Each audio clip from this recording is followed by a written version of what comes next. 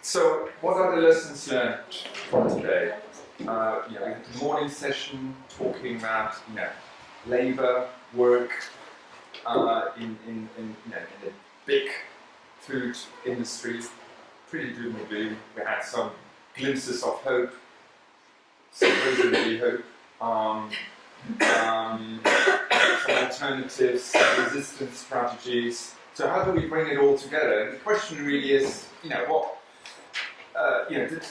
the food research collaboration is all about trying to think through what can academics and civil society people do together to kind of make things better. What are the big challenges, the research themes and action themes that we need to work on? So that's really the question. How do we take this forward? What should we work on? What kind of questions should we ask? Or as Christopher said, if he's still around, what's the kind of should we be confused, and in what way should we be confused, and what kind of structural confusion do we need to have to ask the right questions, maybe, if that's the right summary of what you said, I don't know. But so I've asked 4 people to kind of give us a starting point, and then we can open it up to talk in the wider round. So Jane in the list. Well, you haven't. Well, you don't have to go first. Do you mind going first? Okay. I'm a comparative political sociologist. I've done research in Latin America and more recently first-wave social movements and grassroots initiatives around climate change and ecological literacy. But I suppose a constant has been challenging neoliberalism and thinking about regime transition. So my work in Latin America is about transitions to democracy, from the corporate rule. And it seems to me that many of the issues that we're talking about are about the neoliberal regime. So rather than talk about the varieties of food system, I think I'd just like to make a few points about sources of historical change, of social and economic change. And some of these have been raised in different presentations. Some fantastic case studies today. Some have shown the sort of satisfactions that can come from material labour outside wage work through to the great reputation big industries show that these are not rational economic strategies, but short-term reflections of a culture of casino capitalism, which is particularly dominant in the UK. There's historical reasons for that, but also in terms of the particular fraction of the elite which are now in power. I think we need to think about that. And if we think about sources of historical change, then many of the small issues or big issues that are have been alluded to and discussed across the food system are reflections of the neoliberal regime and perversities of that regime. And there's different possibilities that have been raised around sources of change from CSR, social responsibility, partnerships, certification schemes, social movements, grassroots projects, and so on. And I think, to me, in a sense, one of the lessons of the fair trade case study, I can't remember the name, sorry, everybody's name is gone, is this idea of certifying a very complex system that has been set up in a way to obscure relations of production Is that sort of certification just a bureaucratic dream, an extension of a kind of bureaucratic dream gone mad? So we have to think differently than re-regulating or attempting to regulate through powerless institutions. And if we really want to think about sort of historical change, it's been large-scale social movements linked to political parties. And what we've had in the last 20, 25 years is co-optation of social democratic parties by neoliberal ideologies and are captured by sort of neoliberalism. And in a sense, as a political sociologist, I think one of the issues that we as academics need to think about carefully is the regime and where are parties that may take an alternative project forward. Because the Labour parties, what were social democratic parties, are no longer. And the only party in the UK which has a social democratic and environmentally appropriate project is the Green Party, which is very electorally weak. So there's an issue about where energies need to go.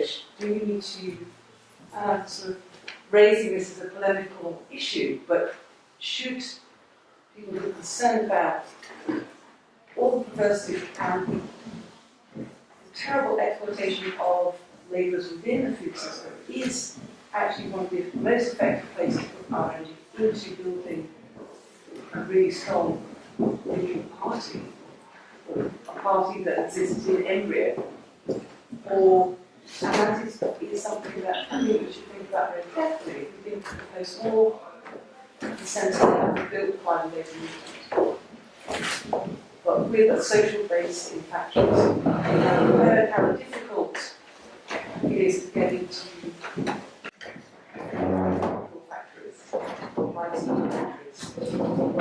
So it may be that societal organisations need to be thinking more strategically about picking up with Green parties. I mean, no case of Germany where the Green Party has made some difference to the labour relations and to ecological policies. And you haven't had this brutal neoliberalisation of economy and society. So that might be, as a political sociologist, that I think is. There's an alternative interpretation of the German model, but that's a different. Yes, but I mean, a certain. But thanks, Jane. I think that gives a really nice, different angle to what we've been talking about, but touching on a lot of things. But thank you. Could I go to Adam next to give us his short thoughts? Well, I'm not going to give any answers. I think we indicated in the presentation that we think that there are other ways in which companies can operate, sectors can be organised that generate better rather than worse outcomes. But I do think that there's one kind of principal thing that's come up for me, and that is one of unintended consequences. And I think there are some unintended consequences that give us some strength, and there are some that give us cause for reflection. I think if you were to look at the unintended consequences at the corporate level, the level of level of industry, then clearly there's a whole range of dysfunctional activities going on which we should try and shout from the rooftops about, because this is not going. There are problems in that industry that just aren't going to go away. I think in terms of how we try and regulate some of the more unpleasant outcomes as a result of that industry, we really need to think carefully about how we do that. So, just to start then, in terms of things that we should be pleased about and give us a bit of strength, and that is that clearly the way that we're running food at the moment isn't working particularly well on any number of levels.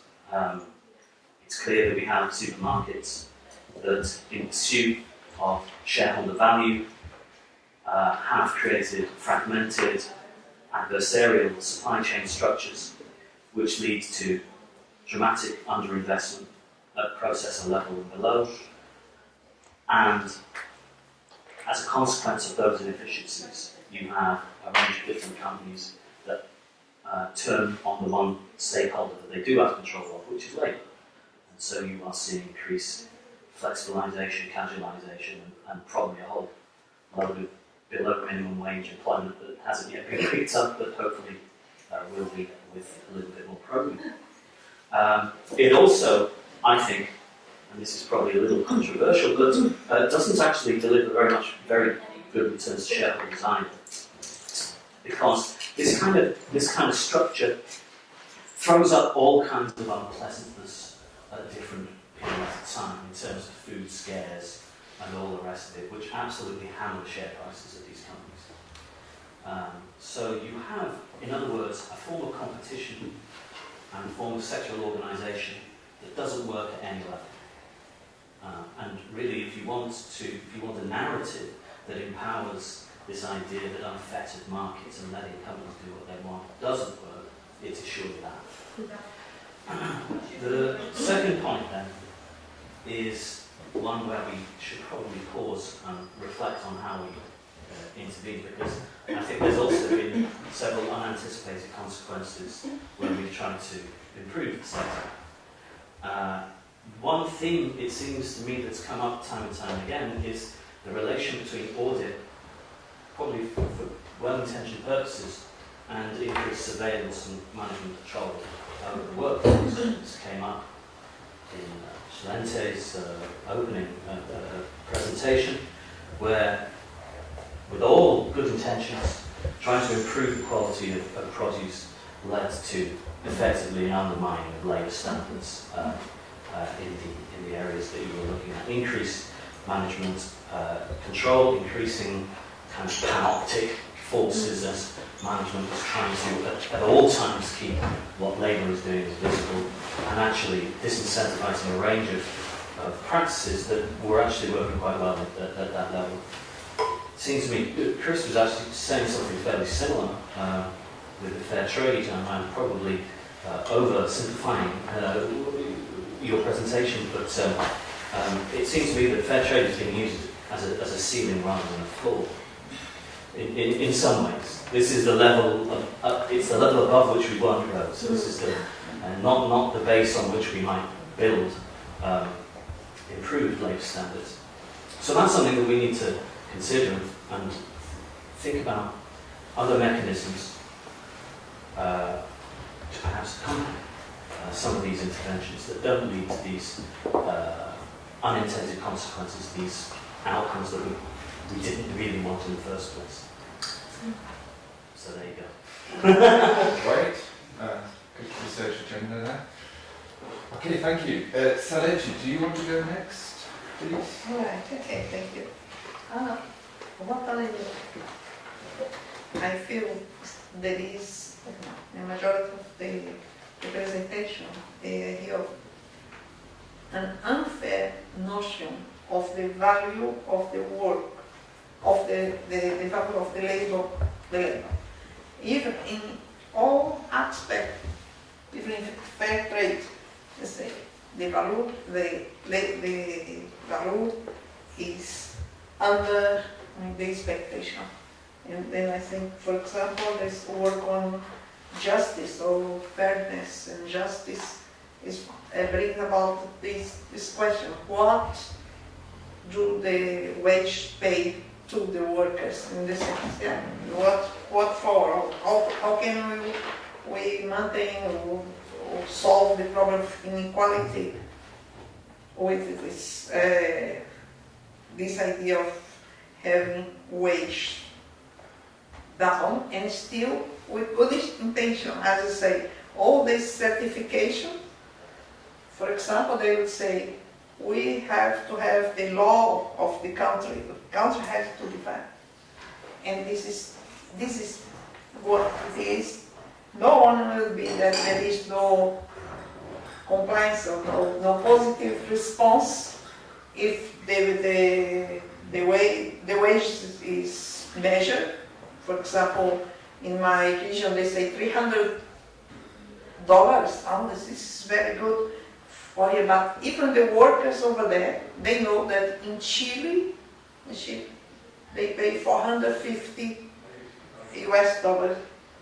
wage to do the same task.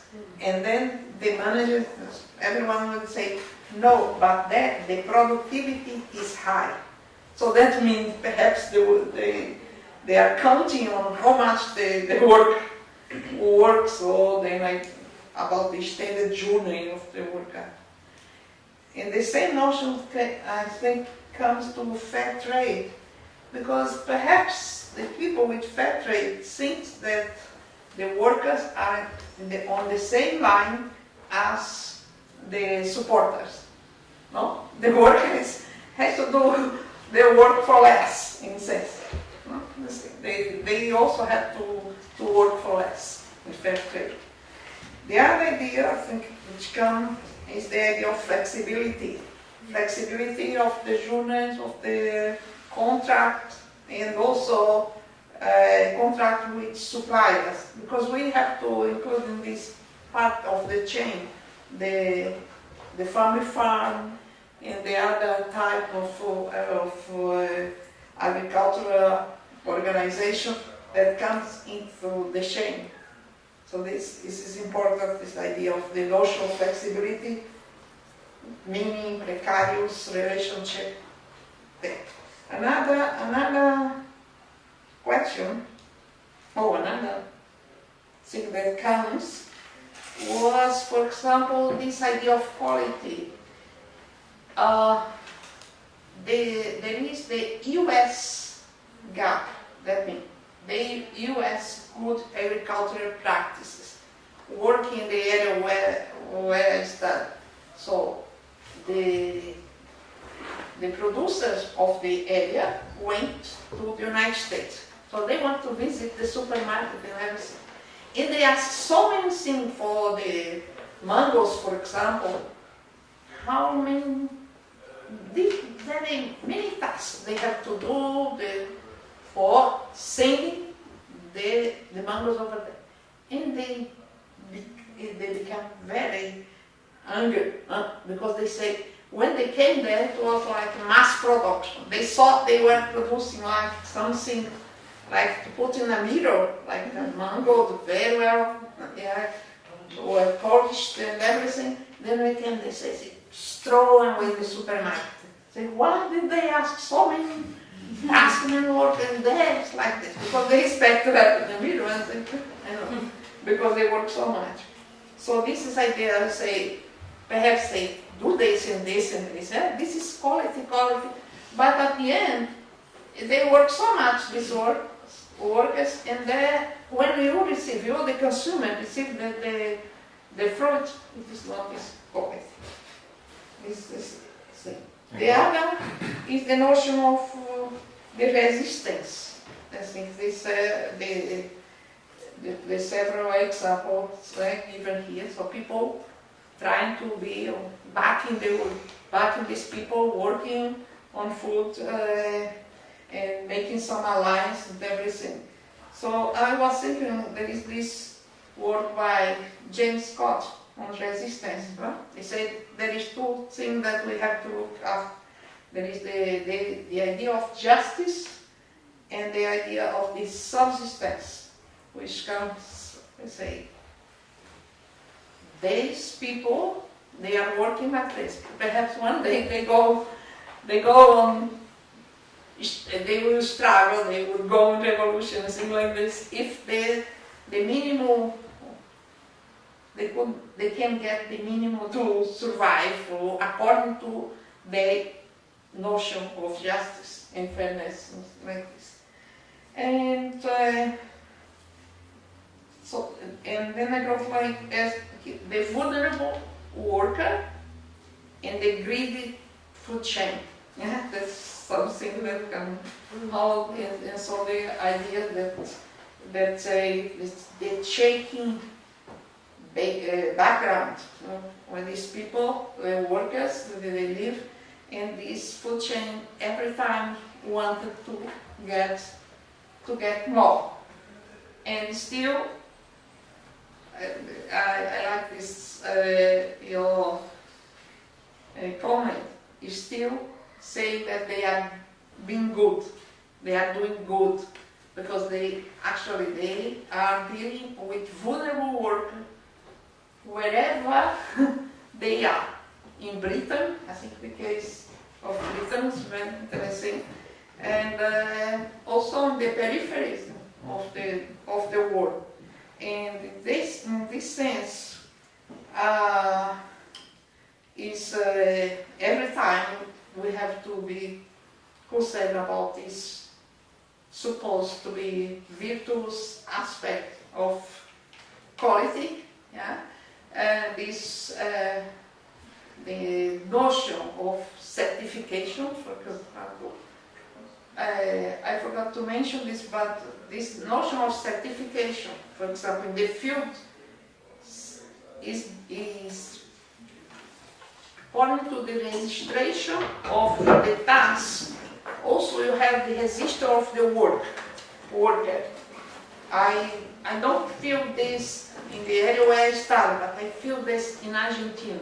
In Argentina, when they finish with packing everything, the worker has a number. Like when you have a clock, I don't know if you know, sometimes there is a number. And then this worker is going to receive with this, according to this number. If there is any problem in the box, he prepare, come back talking to him, never listen. So I just say, looks like a joke, but it's serious. I was doing research in Argentina, and one farmer, because there is a farmers also involved, saying, you are from Brazil. So, would you please say that we are friends, we are Latin American and everything? Because this, and then he said the name of one of these retailers of Brazil. They are doing very bad. They return our things. They are doing very bad here. And then starts like a war relationship. Yeah, like say you are from this company is doing bad for the people over here. So this notion of the number is very strong. So it's not only this beautiful idea of certifying the numbers because you have to write it down, but the control is individualized. And let's not forget that all this quality food is then often thrown away. Yeah, You know, this one. 20, 30, 40% of the food that people buy is somehow wasted. I mean, not by consumers necessarily, but in the chain somewhere. So, yeah. But we need to stop there. Last point by Tim, please. Okay, firstly I'd like to thank Steffen for arranging it and the team. I think it's been really, really fabulous. I made 5 comments as I was going through, listening to all the things. I mean, I'm a generalist on food policy, and most of us in that world are very clear the food system in the rich world and the poor world is in serious trouble, but for very different but increasingly interlinked reasons. So the comments I've got are in that context, or from that framework. The first is that it seems to me everything I've heard today has confirmed that there's a squeeze on labour, but there's a squeeze on consumers too, and it's totally bizarre that both ends of the system can be squeezed. This is actually quite unusual historically. Workers are working in a more casual way for all the reasons we've heard, but so are consumers. Consumers are now becoming workers and doing increasingly unpaid labour for the labour process. And this is a remarkable state of affairs. Through the Food Research Collaboration, we're certainly going to do a briefing to try and raise that as an issue, the consumer as worker in the food system. I think we need to explore that. The second point is that everything I've heard today I think has confirmed that there's a real problem. We had that very nice talk about the labour theory. The word value is not used. But actually we have a problem, which is the labour theory of value says value. And everything I've heard today is that the value of labour is not given a value in the process of the commodity, selling the commodity. And in my world, we increasingly juxtapose something which is value for money, which drives culture, to values for money, which is what fair trade, shade Chris was on. But that's what fair trade was trying to get at, was trying to inject some values into something that's essentially being shaped by cheap food and the drive and the pursuit for cheap food in all cultures. I mean, in Britain particularly, repeated the cause of the British history, basically three fractions of capital, one, and it was the industrial wealth of one. They wanted cheap labour, cheap food for cheap labour, and it then became a 30-40-year project. By 1880 they were getting it. And that's been hardwired into British culture. And I think there's a very interesting fight going on at the moment about values for money. And can we judge food in a different way? And all of the studies, your lovely study, the menstrual study, they were all saying there's not information flow. It's not just the label, as Christian was getting at. There's no information flow. People don't know what's going on. So I see that as something that academics could research more. And I repeat what I said at the beginning of this morning. We heard from the civil society organisations when we got them together to say, what do you want to know from academics? What can we sort of begin to chase for you? And that was one of the issues they wanted to know. Where does the money go and who's got the power in the system? Thirdly, I think it's a critical issue that's been raised today for me, which is about cost. I'm troubled by cost. I work in public health a lot. And in public health we have a problem. Never has food been so cheap, and never has food been so wasted.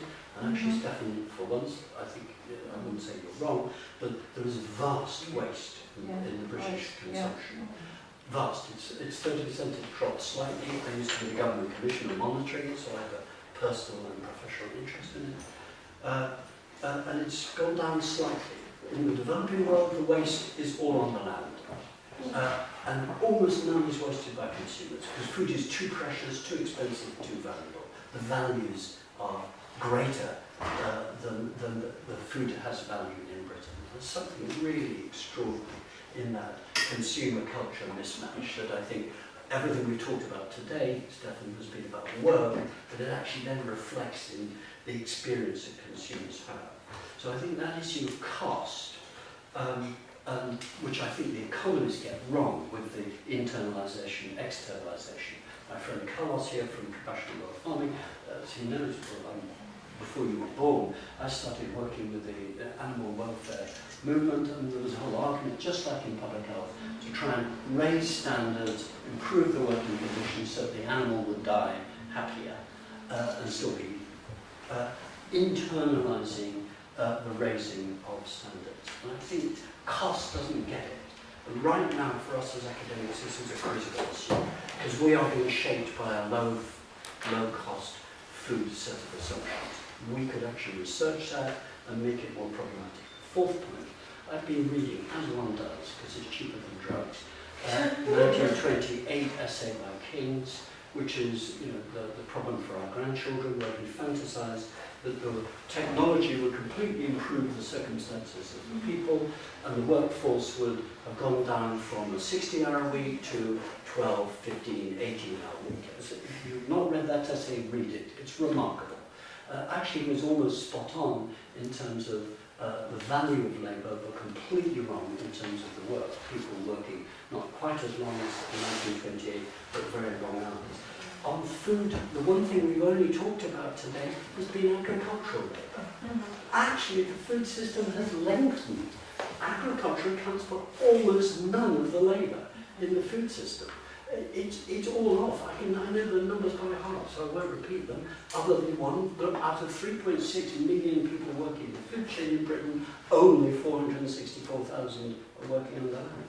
The rest are all off the land, and the rocketing labour is in catering and eating out. There is a battle going on right now about who controls the labour process in retailing or in catering. That's the fight. That's the fight. Fifth and last point.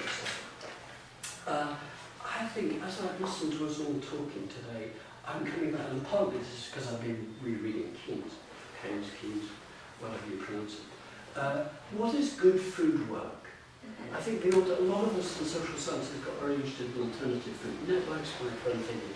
Goodman's, I think, is the most brilliant book of all of them, his most recent one a couple of years ago, kind of raises that. It pricks the bubble of alternative food networks, but at the same time it says there's something utterly honourable about raising the question of what is good food work. What would a good food system look like is what I find myself asking more and more. I'm old, so I'm able to ask this, but I've worked for 44 years on the food system in different ways. And I think that's the big question. What is good food work? What do it look like? What do we mean by good food work? What are the values? All of those things. Is it short chains? Tesco tells me they're trying to now reduce their chains, to cut out labour. They want to get rid of labour, to shorten them. Not where do we stand on that, but how is that going to happen? Wow. You mentioned to people you need to, as I understand it, Morrison's is now beginning to do that. Final within that, I read down on a positive note.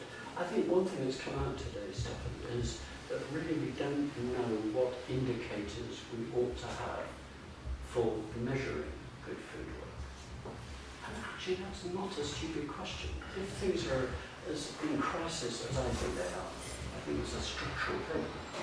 A wasteful food system, a heart disease-inducing food system, an animal-exploiting food system, a biodiversity destruction, you name it, we can go over it. But yet it's utterly brilliant. It's resolved the Malthusian problem. It's produced more food than Malthus ever dreamed was possible. So actually, if we have a criticism about, or think the issue of work in food is important, we've got to answer that question. What is good food work? That's a good question to end, but we do want to open it up. I realise we are very close to 5 o'clock, and it wasn't planned that way. Somehow.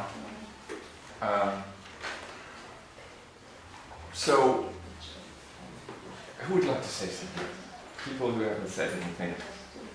In response to what we just heard, trying to sort of integrate all the things we've heard today. I'm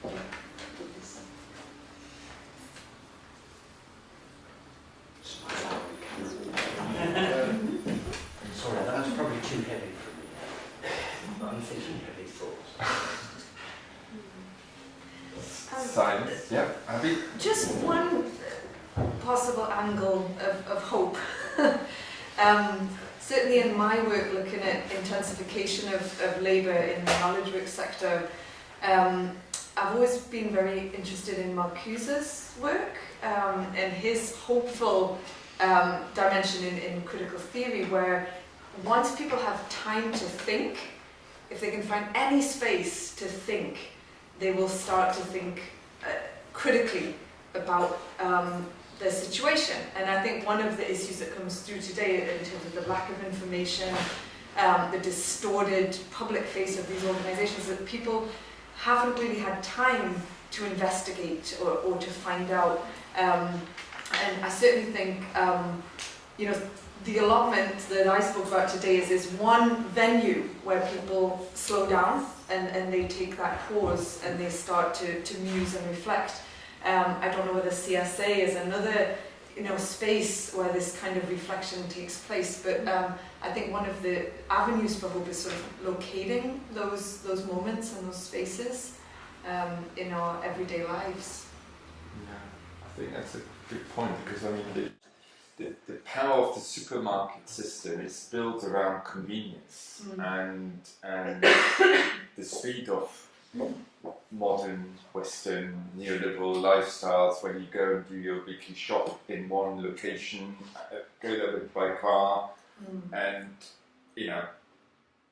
so there's a kind of a speed up that's part of the supermarket kind of system. And so I think time and speed, I think it's really something that's important, which of course is also part of the whole supply chain situation, linking also with Saleci's work. I mean, transporting fresh fruit from Brazil to Europe, I mean, time is at the essence, right? So there's a real speed and time issue there. So it's about, you know, slowing down, and we haven't really talked much about slow food, you know, which is sort of, I don't know whether it's a growing phenomenon, but certainly at some stage it seemed it is a globally growing phenomenon.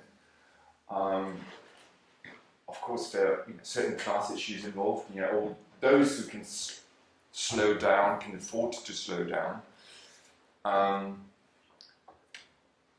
But yeah, any other thoughts? I think this is where the food system and the general system, the intensification of work across sectors has been dramatic in the last 20 years, and it's somehow now so the changes outside the food system would also open up that possibility. I mean, some organisations like the New Economics Foundation called for new social settlements. Of course, but I mean, they've got ideas like, okay, everybody should do 1 day a week gardening, and we have a 4-day week, and putting forward these ideas, which sound utopian, are actually what might inspire. But thinking systemically is very important. Intensification to open up these. The problem is that wages have gone down. Well, food costs have gone up 19% since, on average in Britain, since 2007, and wages have only gone up 9%. So I think the economic pressures are towards people working longer but more intensely and more. Well, the government's proposing that if you're only working 35 hours a week, you're underemployed and you should be spending a certain amount of time applying for more jobs. So, I mean, at the level of the political parties and what they're envisioning, they're fully behind intensification of work. We should all be working, 2-3 jobs, and that's not going to slow down food. I mean, very few people who are fully employed don't really have time to cook proper food anyhow, so let's know. That's why eating out is rising, actually. That's the success of the eating out market. They're capturing time pressures, exactly what it says. And they see that as growing. But there's an analysis within the food service sector that says there's an oversupply. In London, there are 100,000 eating out establishments, 100,000. 50,000 pubs selling food and 50,000 occupants. And it's growing, it's expanding. It's staggering.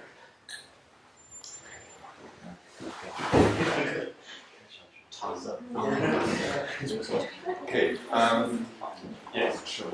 Well, if I pick up the vibes correctly, it's 5 o'clock. Maybe. I think pretty obvious vibes there.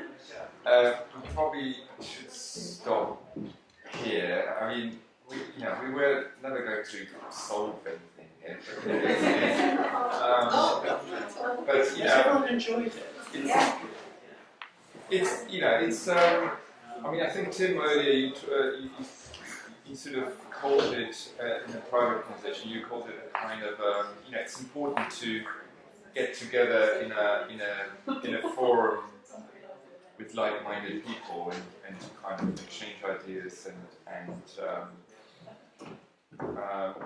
not having to defend basic issues all the time. But so on that note, I think it's been really very, very good to listen to all presentations, and I think we've had a set of really good ideas and thoughts, and we tried to capture some of these through filming, through taking notes, short interviews, and we'll continue that capturing process through short publications.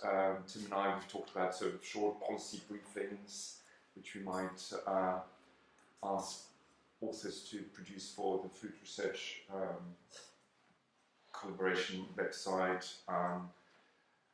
So we just got to continue to put these things up there, because I think one thing that's coming through again and again is visibility, information, data on these issues is crucial, because fair trade and these kind of betterment mechanisms are as Christopher said, they're shortcuts. They're shortcuts. Allowing us to stop thinking, and in a way we need to open up this black box of our food system so that people do think and even ask fair trade difficult questions. So, and that's really the trade we are in. We are information providers. We are asking difficult questions, and we want to poke people and say, get out of your dream that the food system is providing high quality, good and cheap food. No, it's not. It's none of that. It's all these issues. So on that note, I think it's been really very useful, insightful to listen to all your thoughts. And as I said earlier, we're going to move to Cardiff next. Jess, do you want to just tell us one or two things about that seminar? Yeah, actually, because the next seminar follows on quite nicely from this one, in that, as Tim mentioned, we're going to be thinking a bit more about how we really measure or consider our progress. How do we know if we're moving in the right direction? And we're going to be looking very specifically at a place-based approach to thinking about sort of food systems and in interaction with other systems. So we're not just going to be looking at food in interaction. So we have a lively programme of mixed from academia and civil society organisations, and in the afternoon we have working groups. So you're all invited, and we'll... Give us an example of what you mean by a place-based kind of approach. Well, a place-based approach, maybe, for example, rather than maybe sort of say just looking at governance processes or just looking at production or consumption, we might be looking at the interaction of all of those within one case study or one place. So we have, in the morning, for example, we're looking at cities specifically, and then gradually we're scaling up as the day goes on. To sort of make international comparisons from small island economies to Harry Friedman, who will be talking on a kind of more historical level. I think she's talking about the longue durée approach to land, culture and power. So that's what we hope to do, and our sort of working groups are going to be led by a short presentation from someone. For example, we have Claire Devereaux from Food Matters and somebody from the Bristol Food Policy Council to lead those workshops in order to get us to think about how they're thinking about progress in their sort of food initiatives and food developments. So it sort of follows on really nicely And from date 19th of November. which is exactly 3 weeks from today. Is that Yeah. right? Yeah. 3 weeks from today. If you don't mind, we will email you about that in case you would like to make the trip to Wales. And then our Scottish friend from Brazil, Antonio, will host the seminar after that. And we haven't actually finalised the date or the program for that. Can I say it's likely to be on the 4th of February. We haven't finally decided fully because there is a new network in Edinburgh called Friday, and we try to work together towards this event to combine efforts and capitalize that. But it's going to be, the main focus is going to be on health and food quality and this sort of issue, but it will also be an opportunity to bring a little bit of Scottish flavor. So we have a few, probably one Whiskey. yeah. Haggis for you, haggis. Oh, okay. So it will be again an opportunity to explore maybe the margins of the UK or have something related to Scotland, maybe evolution and food policy, this sort of thing. And but it's going to be really a continuation from this and the next event, and it will be a natural link between these various events. So everybody is also welcome to come to Edinburgh. And then at the end of March, or something of that order, if I remember correctly, 28th of March, we're going to go to City University in London, Tim? 18th. 18th of March, Is what we had. beg your pardon. And the theme will be Corporations. corporations in the food system. So the continuation of the theme, really. Yeah. Fine. And you're going to invite the new chief executive of Tesco? Well, I happen to know, so of course that's very easy. Are you happen to know? Oh. No. Okay. Okay, and then we're thinking to finish off this series maybe in Manchester, where Jess is based now, but we haven't finalised that. So this is sort of the series laid out a little bit. But if you don't mind, we'll send you a few emails about that, and then please pass them on to others who are interested. But thank you very much for coming from wherever you've travelled today, and hope we can stay in touch. Thank you. Thank you for inviting me.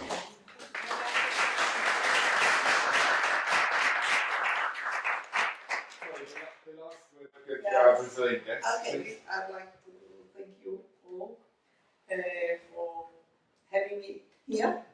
Yes, Steffen, Farina, Jane, especially, and the kind of group also the I saw in the Colchester and Essex University.